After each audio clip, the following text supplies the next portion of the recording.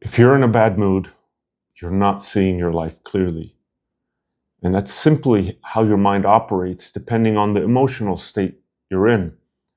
Because your mind is not just a passive observer of reality, it actively selects what you notice and how you interpret it.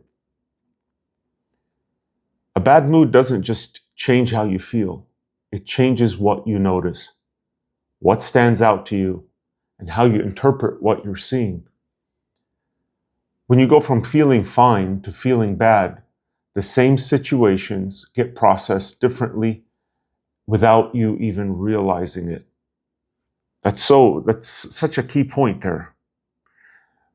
So when someone says things like, I've been feeling a lot worse lately, or nothing in my life is working right now, what they're often describing is not just the feeling by itself, but a change in how their thinking is being shaped every minute as they move through life. And at that point, your attention and interpretation are already operating from a different baseline.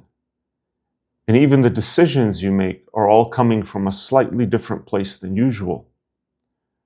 While you're in it, though, it doesn't feel like a filter at all. It just feels like reality. Let me make this clear, give you an example.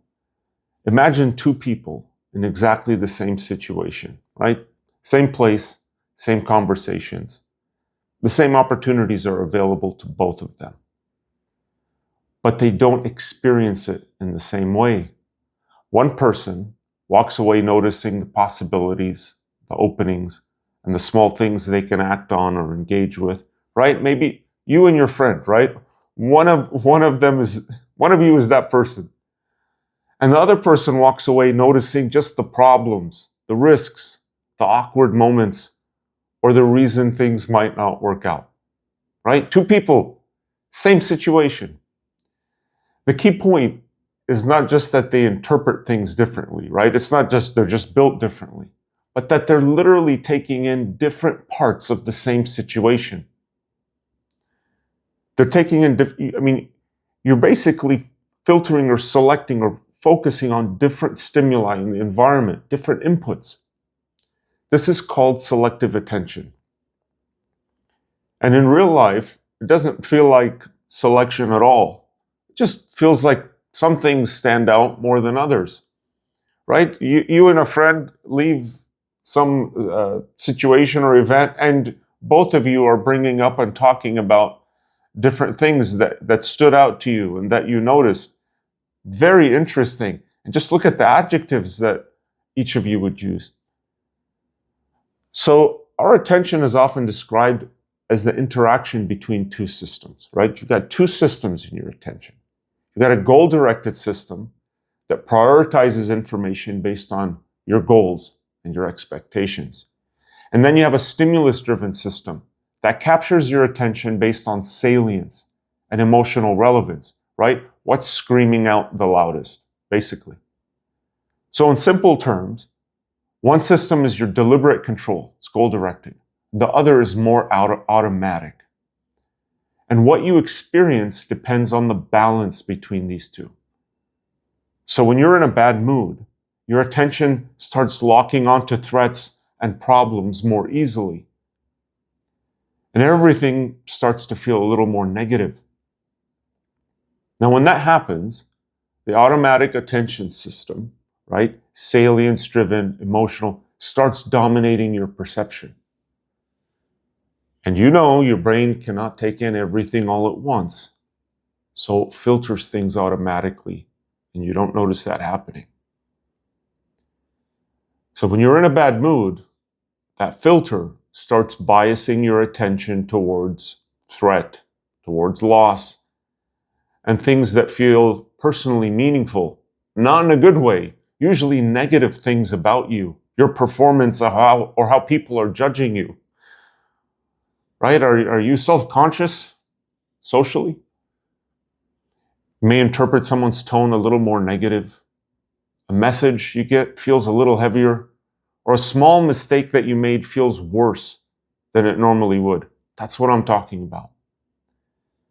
And that sense of clarity you might think you have is often just narrowed attention that feels like insight.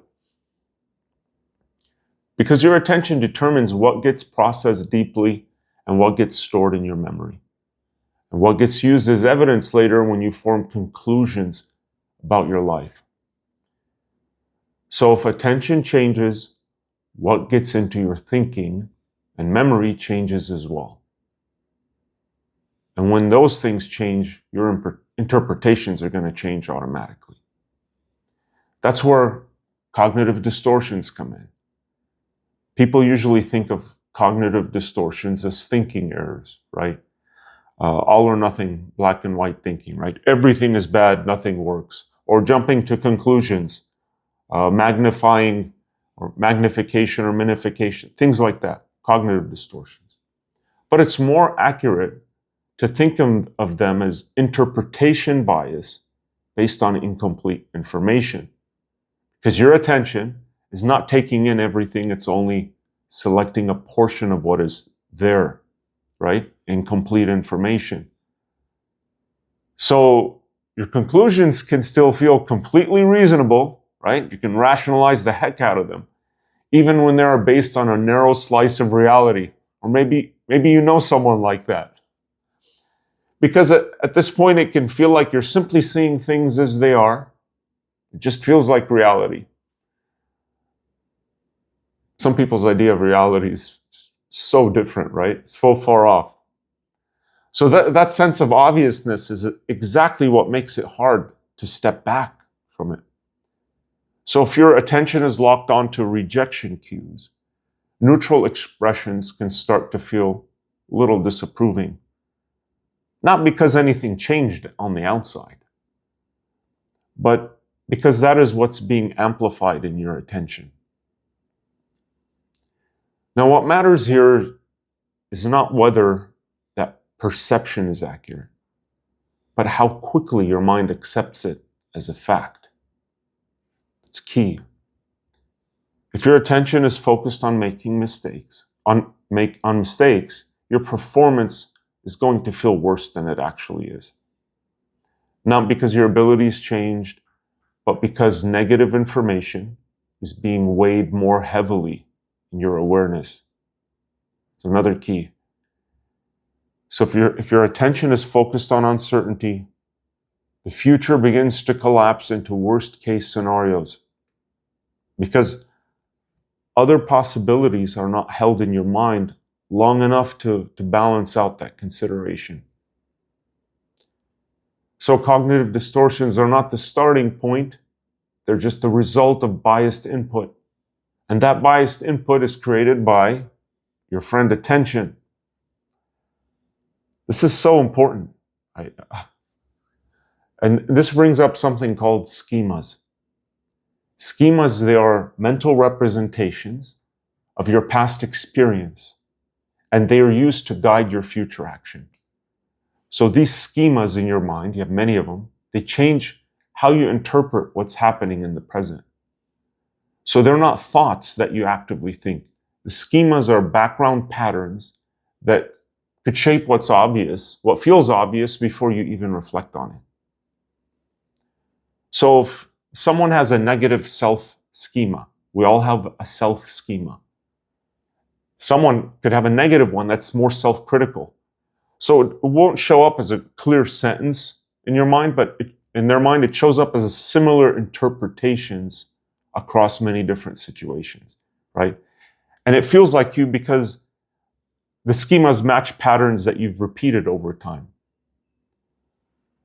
So this is where things become harder to notice because the mind is no longer just selecting information, it's also assigning meaning automatically. And neutral events rarely stay neutral for long. They get pulled into familiar meaning patterns.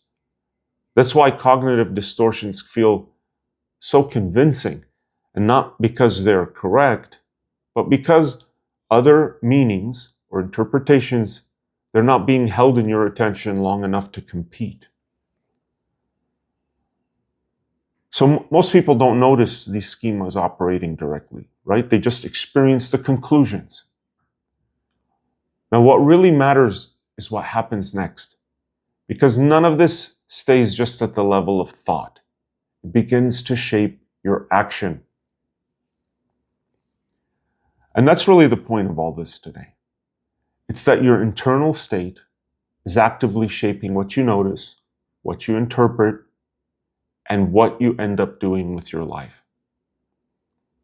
So if you stay in a bad mood, any kind of bad mood, right? You don't just feel worse. You start seeing fewer options. Anxious, depressed, sad, mad, angry. List goes on. You interpret things more negatively, and then you act from a narrower version of reality. And over time, you know that this compounds into real life outcomes. You want to talk about the difference between successes and failures. And honestly, even if changing your emotional state feels forced at first, even if you have to fake a better feeling before it feels real, that still makes sense. I'm not telling you to put a fake smile on your face when your life is falling apart. I'm just suggesting you keep finding the best meaning or interpretation for what's happening in your life. Right? Find the best meaning, find the best thought, and reduce the frequency of your negative thoughts. Because changing your mood is not about pretending, it's about changing what your attention allows into your thinking in the first place. And that's something you can actually train, right? If you want to go deeper into this, I've built an attention training program through my channel membership. It's designed to help you actively retrain where your attention goes. So crucial. So you're not constantly pulled into the same patterns of thinking, negative ones, interpretation, and mood. If that's something you want to work on, you can join the membership here on my channel. Otherwise, I hope you keep this in mind moving forward. Your mood is not just something happening to you. It's shaping how you see everything in front of you, how you appraise it or interpret it, and what actions you take or don't take based on it.